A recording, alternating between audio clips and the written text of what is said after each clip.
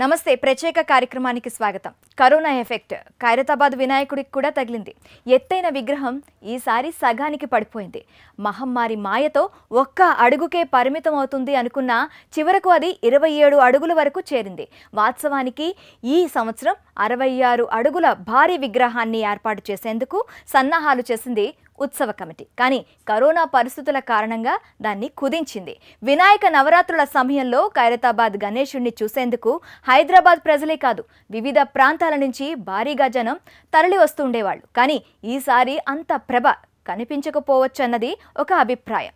నవరాత్రి ఉత్సవాలను నామమాత్రంగా నిర్వహించే అవకాశాలే ఎక్కువగా కనిపిస్తున్నాయి. మొత్తంగా ఉత్సవ కమిటీ ఏమనుకుంటుంది, విగ్రహాన్ని రూపొందిస్తున్న శిల్పులు ఏం చెబుతున్నారు, కోవిడ్ నిబంధనల మధ్య ఉత్సవాలు ఈసారి ఎలా జరగబోతున్నాయి, ఇవన్నీ విషయాలను ఖైరతాబాద్లో వినాయకుడిని ఏర్పాటు చేసే ప్రాంతం నుంచి హెచ్ఎంటీవీ గ్రౌండ్ రిపోర్ట్లో చూద్దాం. కరోనా కాటుతో ఖైరతాబాద్ వినాయకుడు ఈసారి ఎలా ఉండబోతున్నాడో తెలుసుకునే ముందు అక్కడి ప్రాముఖ్యతను తెలుసుకుందాం. ఇక్కడి గణేశుడు ఎప్పటి నుంచి ఎలా పెరుగుతూ వస్తున్నాడో మాట్లాడుకుందాం. హైదరాబాద్లో ఇన్ని వేల వినాయకులను ప్రతిష్ఠించిన ఒక్క ఖైరతాబాద్కే అంతటి విలువ ఎలా వచ్చిందో చర్చించుకుందాం. రండి మరి అలా ఖైరతాబాద్ వరకు వెళ్ళేసొద్దాం.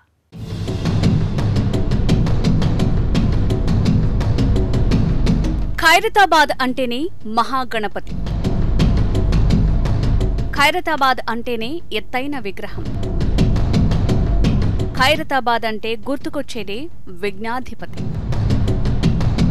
ఖైరతాబాద్ గణేశుడికి ఎందుకంత ప్రాధాన్యం? అంకురార్పణ ఎప్పుడు జరిగింది, ఎలా జరిగింది?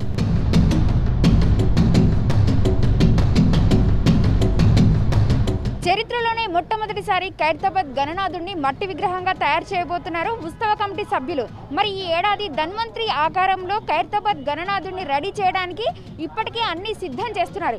మరి ఇలాంటి కరోనా పరిస్థితులలో ఖైరతాబాద్ గణనాథుడి దర్శనం ఎలా ఉండబోతోంది, భక్తులకు ఎలాంటి ఫెసిలిటీస్ కల్పిస్తున్నారు, ఒకసారి తెలుసుకోవాలంటే ఈ స్టోరీ చూడండి. అది 1954 సంవత్సరం. అప్పట్లో హైదరాబాద్ ఒక మున్సిపాలిటీ ప్రాంతం. ఒక్కో ఏరియా ఒక్కో వార్డు కింద ఉండేది. అలాంటి ఒక వార్డే ఖైరతాబాద్. ఈ వార్డుకు సింగరి శంకరయ్య కౌన్సిలర్గా ఉండేవారు. ఆయనే ఖైరతాబాద్ గణేష్ ఉత్సవాలకు శ్రీకారం చుట్టారు. 1954లో 1 అడుగు ఎత్తు విగ్రహంతో మొదలుపెట్టిన ఉత్సవాలు 60 ఏళ్ల వరకు ఒక్కో అడుగు పెంచుతూ 2014 నుంచి ఒక్కో అడుగు తగ్గిస్తూ వస్తున్నారు. విగ్రహం ఎత్తు తగ్గిన రూపకల్పనలో ప్రతి సంవత్సరం వైవిధ్యతను చాటుతున్నారు. ప్రస్తుతం శంకరయ్య సోదరుడు సింగిరి సుదర్శన్ వినాయకుడి ఏర్పాట్లు చూసుకుంటున్నారు. తొలినాళ్లలో హైదరాబాద్ నగరమంతా వినాయకులను నిమజ్జనం చేసిన ఇక్కడ మాత్రం 20 రోజుల నుంచి నెల రోజుల వరకు ఉత్సవాలు నిర్వహించేవారు. 1960లో ఏనుగుపై ఊరేగిస్తూ హుస్సేన్ సాగర్కు తీసుకువెళ్లి నిమజ్జనం చేశారు. 11 అడుగుల విగ్రహాన్ని తయారు చేసినప్పుడు అన్ని ప్రాంతాల నుంచి పెద్ద ఎత్తున ప్రజలు తరలివచ్చారు. 1982లో భాగ్యనగర్ గణేష్ ఉత్సవ కమిటీ ఖైరతాబాద్ ఉత్సవ నిర్వాహకులను కలిసి 11 రోజులకే నిమజ్జనం చేసేలా ఒప్పించారు. 1982లో 2 పడవలను కలిపి వాటిపై విగ్రహాన్ని హుస్సేన్ సాగర్ మధ్యలోకి తీసుకువెళ్లి నిమజ్జనం చేశారు. ఇక్కడ మొదటి నుంచి లడ్డూ ఏర్పాటు చేసే సంప్రదాయం లేదు. 2011లో కాకినాడ సమీపంలోని తాపేశ్వరానికి చెందిన సురుచి ఫుడ్స్ నిర్వాహకుడు మల్లిబాబు 500 కిలోల లడ్డూను గణపతి చేతిలో ఉంచారు. ఇక్కడ చరిత్ర చెప్పని ఓ నిజం గురించి మాట్లాడుకోవాలి. ఓ సంవత్సరం ఖైరతాబాద్ గణేశుడిని నిమజ్జనం చేసేందుకు ట్యాంక్ బండ్కు చేర్చారు. కానీ అప్పుడు క్రేన్ రాకపోవడంతో నెల రోజుల పాటు విగ్రహాన్ని అలాగే ట్యాంక్ బండ్పై ఉంచాల్సి వచ్చిందట. ఇక టీవీలోనే కాదు సినిమాల్లోనూ ఖైరతాబాద్ వినాయకుడు కనిపించాడు. కళా తపస్వి కె విశ్వనాథ్ దర్శకత్వం వహించిన సాగర సంగమం చిత్రం షూటింగ్ కోసం నటుడు కమల్ హాసన్ ఒక రోజంతా చిత్రీకరణలో పాల్గొన్నారు. ఎన్టీఆర్, శోభన్ బాబు కూడా అప్పట్లో గణపతిని దర్శించుకున్న వారిలో ఉన్నారు. తమిళనాడుకు చెందిన శిల్పి రాజేంద్రన్తో పాటు దాదాపు 150 మంది కళాకారులు 3 నెలల పాటు బృందాలుగా పనిచేస్తారు. అలా వినాయకుడి రూపకల్పన పనిలో నిమగ్నమవుతారు. అందంగా విగ్రహాన్ని రూపొందించి ప్రతిష్టాపనకు సిద్ధం చేస్తారు.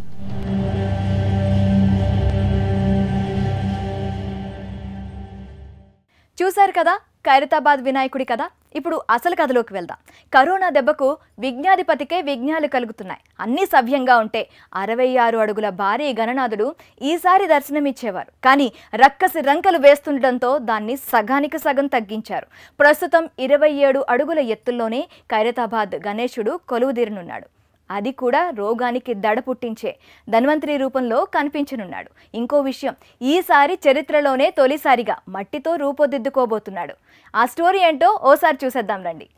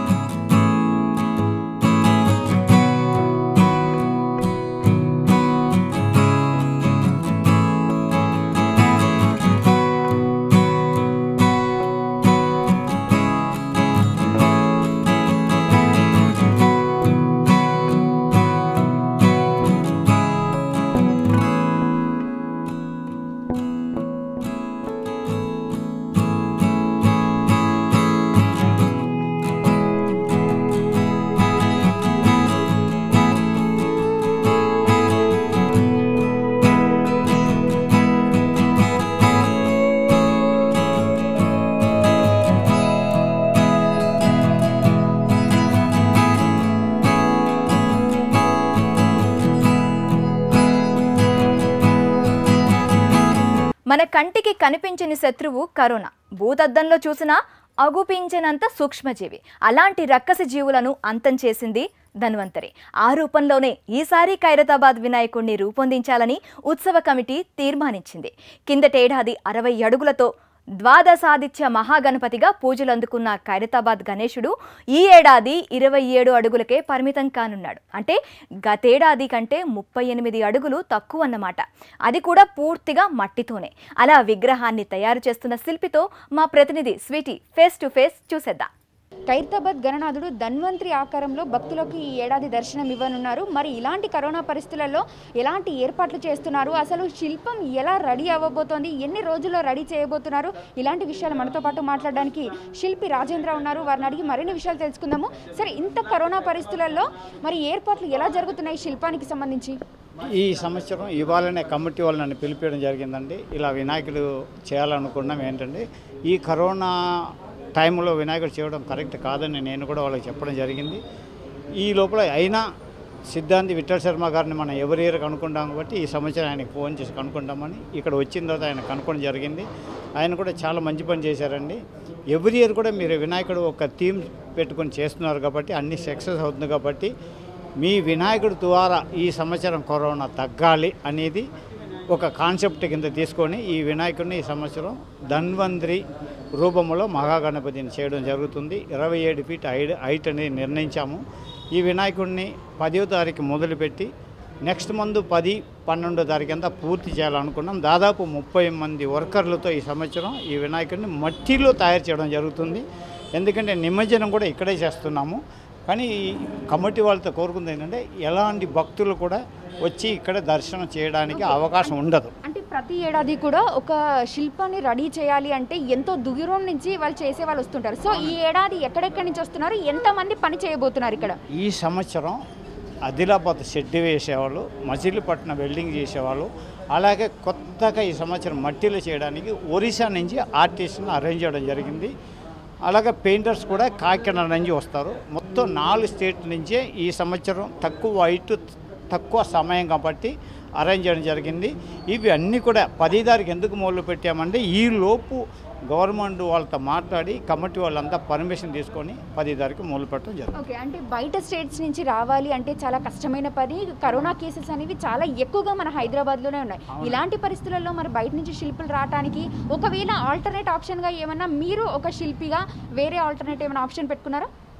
అలా రాని పరిస్థితిలో ఇంకా స్వయంగా ఇక్కడ లోకల్లో ఉండే సినిమా వాళ్ళని తీసుకొని నేనే చేయడం జరుగుతుంది. అయినా దేవుడు పని కాబట్టి పర్మిషన్ తీసుకొని వాళ్ళని పిలిపించడానికి ప్లాన్ చేస్తున్నాం. అలాగే ప్రతి వాళ్ళకు కూడా అక్కడ క్వారంటైన్లో పెట్టి ఇక్కడ కూడా టెస్ట్ చేసి ఈ పని మీద ఎక్కడం జరుగుతుంది. అలాగే ఎవ్రీ డే కూడా మార్నింగ్ కానీ మధ్యాహ్నం కానీ ఈవినింగ్ కానీ టెస్ట్ చేసే వినాయకుడిని పని మీద ఎక్కడం జరుగుతుంది. అలాగే ఈ డిస్టెన్స్ కూడా మెయింటైన్ చేసి ఆర్టిస్టులతో పని చేయించడం జరుగుతుంది. మొత్తానికైతే ఈసారి ఖైరతాబాద్ గణనాథుడికి శిల్పులు ఎవరైతే ఇతర రాష్ట్రాల నుంచి వస్తూ ఉంటారో అలాంటి వారి కోసము ఖచ్చితంగా మేము పర్మిషన్ అనేది తీసుకుంటాము. అలాగే మేము రెడీ చేయడానికి అన్ని రకాల ఏర్పాట్లు చేసుకుంటాం. ఒకవేళ బయట నుంచి కనుక శిల్పులు రాకపోతే మన రాష్ట్రంలోని మన హైదరాబాద్లోని చుట్టుపక్కల ఉన్న వారితోనే ఇక్కడ విగ్రహాన్ని ఏర్పాటు చేస్తాము. ఎలాంటి ఇబ్బందులు కూడా ఈ ఏడాది ఉండకుండా మట్టి విగ్రహాన్ని తయారు చేస్తున్నామని చెప్పి శిల్పి రాజేంద్ర తెలిపారు. దేశవ్యాప్తంగా ఖైరతాబాద్ వినాయకుడంటే ఎంతో క్రేజ్. భారీ సైజుతో అత్యంత శోభాయమానంగా కొలువుదీరుతాడు. తెలంగాణ గవర్నర్ తొలి పూజతో నవరాత్రులకు అంకురార్పణ చేయడం ఇక్కడి ఆనవాయితీ. ప్రత్యేక పూజల తర్వాత నిమజ్జనం కూడా అంతే ఘనంగా జరుగుతుంది. ఇక ఈ ఏడాది విషయానికొస్తే మొదట్లో ఒకే ఒక్క అడుగు వినాయకుడు పెడదామని అనుకున్నారు. కానీ భక్తుల నుంచి భారీ విజ్ఞప్తులు వచ్చాయని దాన్ని 27 అడుగులకు పెంచారు. దీనిపై ఉత్సవ కమిటీ ఏమంటుందో మా ప్రతినిధి స్వీటీ ద్వారా తెలుసుకుందాం. ఖైరతాబాద్ గణనాథుడికి అన్ని రకాల ఏర్పాట్లు కూడా సిద్ధం చేస్తున్నామని ఉత్సవ కమిటీ సభ్యులు చెప్పడం జరిగింది. మరి ఈ ఏడాది ఖైరతాబాద్ గణనాథుడిని దర్శించుకోవడానికి ఎలాంటి ఫెసిలిటీస్ కల్పిస్తున్నారు? గత ఏడాదిలో చూసుకుంటే లక్షలాది మంది ఖైరతాబాద్ గణనాథుడిని దేశ విదేశాల నుంచి కూడా వచ్చి దర్శనం చేసుకున్నారు. కానీ ఏడాది కరోనా ఎఫెక్ట్తోని ఖైరతాబాద్ గణనాథుని దర్శనార్థం ఎలా ఉండబోతున్నారో ఖైరతాబాద్ గణనాథ ఉత్సవ కమిటీ చైర్పర్సన్ సుదర్శన్ గారు ఉన్నారు. వారిని అడిగి మనం ఏర్పాట్లు ఎలా చేశారో కనుక్కుందాము. సార్ చెప్పండి, కరోనా ఎఫెక్ట్తోని ఈ ఏడాది విగ్రహాన్ని మట్టితో తయారు చేస్తున్నారు. మరి ఫెసిలిటీస్ ఎలా కల్పిస్తున్నారు విగ్రహానికి తయారు చేసే వారికి? ముందుగానైతే మేము ఖైరతాబాద్ వినాయకుని వద్దనుకున్నాం. ఎందుకంటే కరోనా మహమ్మారి డే బై డే చాలా పెద్ద ఎత్తున వస్తున్నది. లక్షలాది మంది చచ్చిపోతున్నారు. మేము వద్దనుకున్నాం. అయినా కరోనా నివారణకు మేము ఒక ఐడియా చేసినాము. ధనవంతుడి నామకరణము వినాయకుడిని చేద్దామనుకున్నాము. అది పోలీస్ పర్మిషన్ మరియు గవర్నమెంట్ పర్మిషన్తో ఈసారి మట్టి వినాయకుడిని ఇక్కడ చేద్దామనుకున్నాము. ఆ మట్టి వినాయకు ఊరేగింపు ఉండదు. ఆన్లైన్ పూజలు బస్తీవాసులకు మాత్రం సోషల్ డిస్టెన్స్తో బస్తీవాసులకు పర్మిషన్. బయటి భక్తులు కూడా ఎక్కువ రావద్దు. ఆన్లైన్లో పూజ చేసుకోవచ్చు. ఇంతకుముందు కూడా మేము ఆన్లైన్లో పూజలు చేశాము. అర్థమైందమ్మా. కాబట్టి ఈసారి 27 అడుగులు ధనవంతరి. ఖైరతాబాద్ వినాయకునికి మేము ప్రతి సంవత్సరం చేస్తుంటే మామూలుగా జనాలు వస్తుంటే మన ఆన్లైన్లో కూడా చేస్తుంటే ఈ సంవత్సరము ఈ కరోనా వ్యాధి తరపు నుండి మహమ్మారి చాలా పెద్దగా హైదరాబాద్లో ఉంది. భక్తులను ఇబ్బంది పెట్టకుండా ఇక్కడికి వచ్చి భక్తులను లక్షలాది మంది భక్తులు వస్తారు. అందువల్ల మేము ఈ సంవత్సరము వాళ్ళ భక్తులను ఇక్కడ అలౌ చేయలేము. ఆన్లైన్లో మా వెబ్సైట్ ఉంటుంది. ఆన్లైన్లో పూజలు ఇక్కడ వేద పండితులు వాళ్ళకి పూజ చేస్తామని మేము అనుకుంటున్నాం ఈ సంవత్సరం. అంటే 11 రోజుల పాటు పెడతారా విగ్రహాన్ని, లేదంటే ఏమన్నా హైట్ తగ్గించిన విధంగానే దీన్ని కూడా టైం లిమిట్ అనేది తగ్గిస్తూ వస్తున్నారంటారా? ఎన్ని రోజులు ఉంటారు వినాయకుడు? ఖైరతాబాద్ వినాయకుడు ఎట్టి పరిస్థితుల్లో అదే 11 రోజులు ఉంటుంది. మీరు చెప్పండి, ఇప్పటి వరకు ఖైరతాబాద్లో లక్షలాది మంది క్రౌడ్ కూడా వస్తూ ఉంటుంది. మరి ఈ ఏడాది ఎలా ఎక్స్పెక్ట్ చేస్తున్నారు? మరి గత సంవత్సరం చూసుకుంటే 65 సంవత్సరాలు పూర్తయింది ఖైరతాబాద్ వినాయకుని పెట్టి. 1954లో ఒక అడుగుతో పెట్టిన వినాయకుడు మరి ఈ సంవత్సరానికి 66 సంవత్సరాలు. మరి 66 సంవత్సరాలకు ఈ రకంగా మనం చూసుకుంటాం. దాదాపు ఎంతోమంది లక్షలాది మంది దేశాల నుంచి ప్రపంచ దేశాలే అల్లాడుతున్నాయి కరోనా మహమ్మారి. మీకు తెలుసు. మరి ఈ మహమ్మారి నుంచి తప్పించుకోవాలి ఎట్లా అంటే ఖైరతాబాద్ వినాయకుడు అంటే ఖైరతాబాద్ ఒక పుణ్యస్థలం. ఖైరతాబాద్లో ఏ కోరిక కోరినా ఆ వినాయకుడు నెరవేరుస్తాడు. మరి కరోనా వ్యాక్సిన్ పోవాలని వినాయకుని మనం పెడితే బాగుంటుంది. ఉత్సవ కమిటీ వాళ్ళు కూడా అందరూ కూడా అనుకొని ఈ సంవత్సరం 27 ఫీట్ల మట్టి వినాయకుని, ఎందుకంటే ఈ 65 సంవత్సరాల్లో ఎప్పుడు కూడా మేము మట్టి వినాయకుని పెట్టలేదు. ఈ సంవత్సరం మట్టి వినాయకుని పెట్టి ఇక్కడనే మనం నిమజ్జనం చేసినట్టయితే బాగుంటుందని ఉత్సవ కమిటీ వాళ్ళు కూడా నిర్ణయించారు. ఇదంతా రాష్ట్ర ప్రభుత్వం కానీ వాళ్ళ సూచనలు వాళ్ళ సలహాలు పోలీస్ డిపార్ట్మెంటు ఏ రకంగా మాకు గైడ్లైన్స్ ఇస్తే ఆ రకంగా చేయాలనుకుంటాం.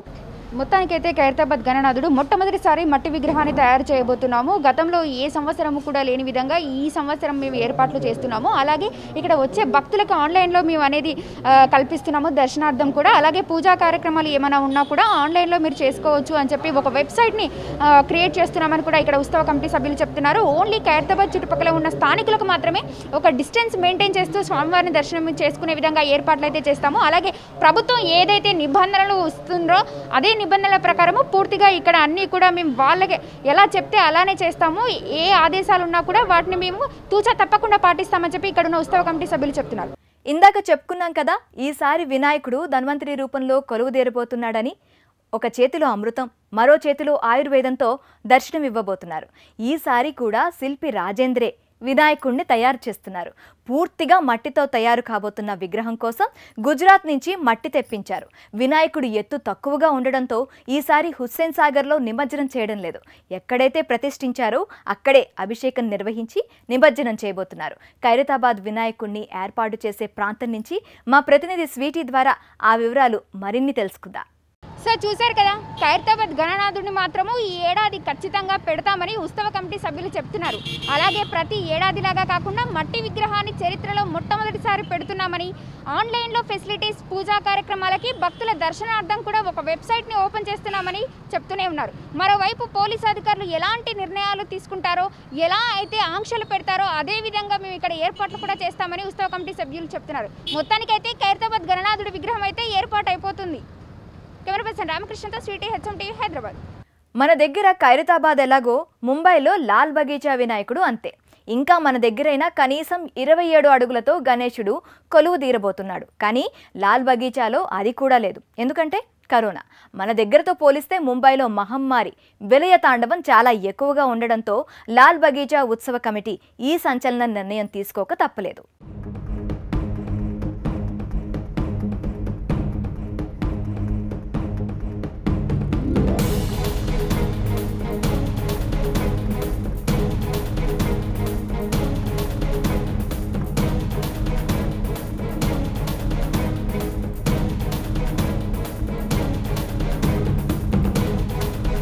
దశాబ్దాల ఆచారానికే దడ పుట్టించింది. 87 ఏళ్ల చరిత్రకు చెదపట్టించింది. కరోనా మనతో ఆడుకున్న ఆట మామూలుగా లేదు.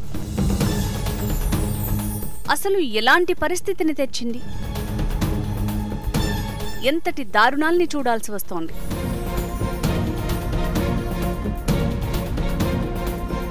హైదరాబాద్లో ఖైరతాబాద్లో లాగే ముంబైలో లాల్ బాగ్చా అలా.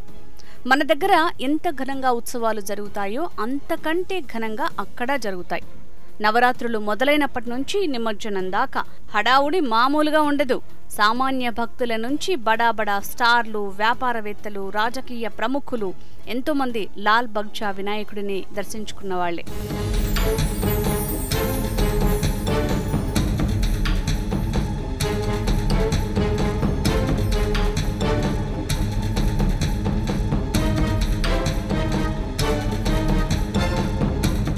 కానీ ఈసారి అలా లేదు. పరిస్థితి మారిపోయింది. ఇంకా చెప్పాలంటే చేజారిపోయింది.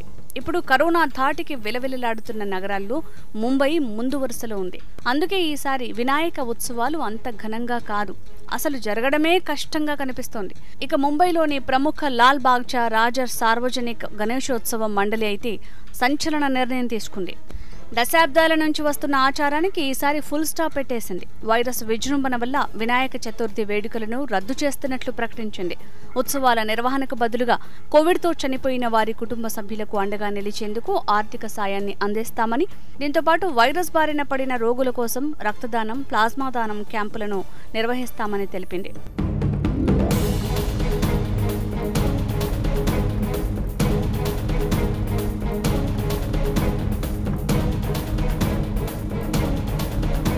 లాల్ బాగ్చా మండలి 1984 నుంచి క్రమం తప్పకుండా గణేశుడిని ప్రతిష్ఠిస్తూ వేడుకలు నిర్వహిస్తోంది.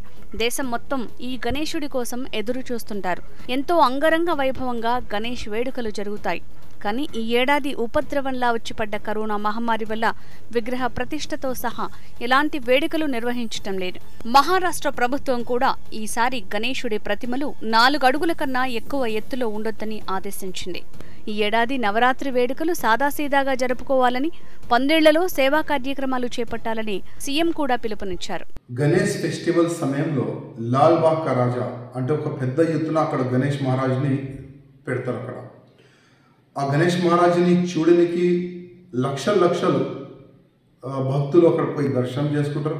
మహారాష్ట్ర నుంచి కాకుండా మన ఆంధ్ర, తెలంగాణ చుట్టుపక్కల అన్ని రాష్ట్రం నుంచి భక్తులు వెళ్ళి అక్కడ దర్శనం చేసుకుంటారు. కానీ ఆ కమిటీ వాళ్ళు ఒక మంచి డిసిషన్ తీసుకున్నారు. ఈ సంవత్సరం మేము అక్కడ గణేష్ మహారాజ్ని మేము పెట్టాం. అదే ప్లేస్లో బ్లడ్ క్యాంప్ పెడతాం. అదేవిధంగా 25 lakhs రూపీస్ ఈ కరోనా సేవ గురించి, అంటే కరోనా వల్ల ప్రాబ్లం వస్తుంది కదా, వాళ్ళ ట్రీట్మెంట్ గురించి 25 lakhs రూపీస్ మేము డొనేట్ కూడా చేస్తామని వాళ్ళు ఒక మంచి వార్తలు ఇస్తారు. నేను అదేవిధంగా ఈ ముంబై కాకుండా భారతదేశంలో ఉన్న ఇట్లాంటి పెద్ద పెద్ద గణేష్లు ఎక్కడెక్కడ పెడతారు, అందరూ కూడా ఈ విధంగానే ఒక మంచి నిర్ణయం తీసుకోవాలని నేను అందరితో రిక్వెస్ట్ చేస్తున్నా. అదేవిధంగా మన తెలంగాణలో ఖైరతాబాద్ గణేష్ చాలా వైభవంగా అక్కడ కూడా గణేష్ మహారాజ్ని పెడతారు. అది చూడడానికి కూడా ఆంధ్రప్రదేశ్, తెలంగాణ కాకుండా చుట్టుపక్కల రాష్ట్రం నుంచి కూడా భక్తులు వస్తారు.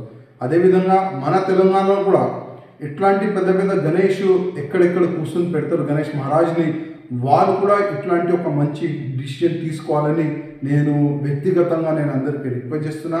అదేవిధంగా సేవ చేయాలి. ఇప్పుడు సమయం ఎట్లా ఉంటుందంటే కరోనా వైరస్ వల్ల చాలా మంది చనిపోతున్నారు, చాలా మంది ఇబ్బందులు కూడా వస్తున్నాయి. ఇట్లాంటి సమయంలో మనం పెద్ద గణేష్లు కూర్చొని పెట్టకపోతే మంచిది. ఆ ప్లేస్లోనే ఇట్లాంటి మంచి కార్యక్రమాలు, ఈ సేవా కార్యక్రమాలు, బ్లడ్ డొనేషన్ కార్యక్రమాలు, ఇంకా ఏదైనా మంచి కార్యక్రమాలు పెట్టుకుంటే చాలా మంచిగా ఉంటుందని నేను ఈ గణేష్ మహారాజ్ని పెట్టి కమిటీ మెంబర్స్కి అందరికీ నేను రిక్వెస్ట్ చేస్తాను. ఏమైనా మన వినాయక చవితి అతి పెద్ద పండుగ. వాడవాడలా గణేష్ విగ్రహాలను ప్రతిష్ఠించి ఘనంగా నవరాత్రోత్సవాలను జరుపుకోవటం మన సంప్రదాయం. అయితే ఈసారి కోవిడ్ నేపథ్యంలో లంబోదరుడి ప్రతిష్టాపన ఎక్కడైనా కష్టంగానే కనిపిస్తోంది. 50 ఏళ్ల ఖైరతాబాద్ గణేశుడు సగం తగ్గిపోతే 87 ఏళ్ల లాల్ బాగ్చా హిస్టరీలోనే ఉత్సవాలను రద్దు చేయటం ఇదే మొదటిసారి కావటం విశేషం.